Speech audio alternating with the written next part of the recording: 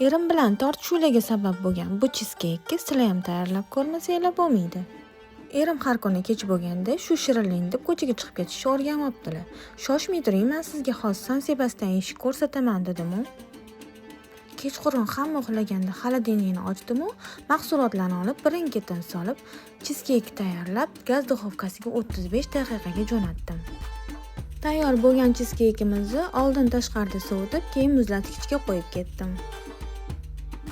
Ertalab xolodilnikni ochib qarasam, juda ham chiroyli bo'lgan San Sebastianim tayyor bo'lib turibdi. Tayyor bo'lgan San Sebastianlarimni olib, bo'laklarga bo'lib, ustidan eritilgan shokoladlarni quyib, dasturxonga qo'ydim. Cheescake ko'rib, erim hayratda qoldilar. Qachon ulgurding olib kelishga deb.